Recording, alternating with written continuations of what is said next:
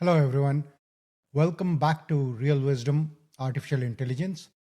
Today is November 12th. And so let's get started with the Sadhguru's Insight for today. Sadhguru's Insight on the Miracle of Mind app today read, a truly intelligent mind is neither influenced by memory nor deluded by imagination. Now, for those of you who have been following me for some time and who've been following my newsletter, Wisdom Hierarchy, you'll recognize that this quote is the birth of the wisdom hierarchy. This quote is what got me contemplating about real wisdom and artificial intelligence.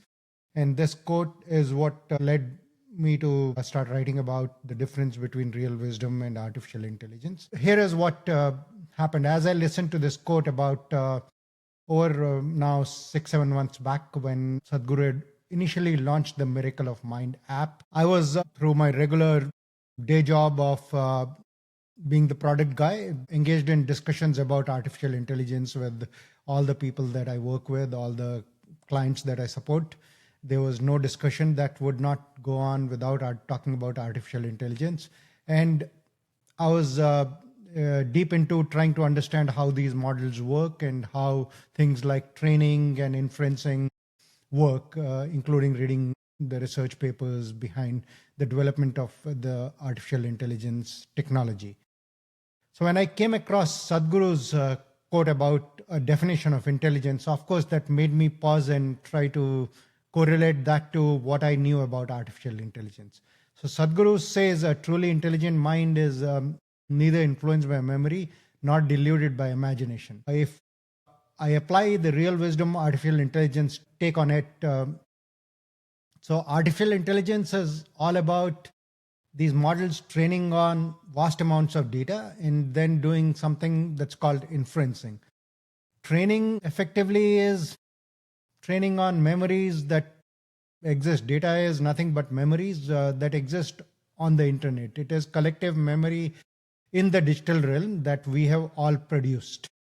So the model has been trained on all kinds of memories that exist there on the internet. And then inferencing is about taking all of these past data patterns and being trained on that, and then trying to predict what is the next token that is going to come in a sentence.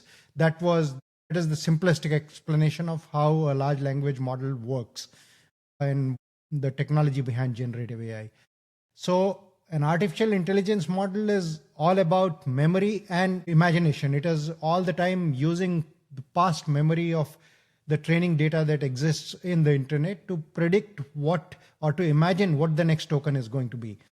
So as per Sadhguru's definition, that got me thinking. That basically means this artificial intelligence is not intelligent at all. At the same time, I am a huge advocate of the technology. I am genuinely very impressed with what we have achieved with this technology. It is an amazing piece of innovation.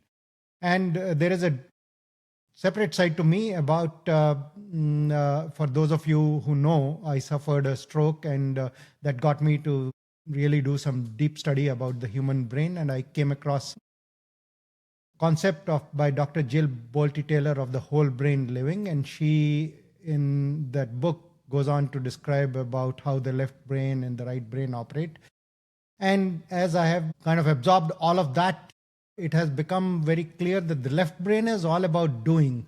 It is what makes us do things in the world. And we need our left brain very much. It is what makes us function in the world. And the right brain is all about being.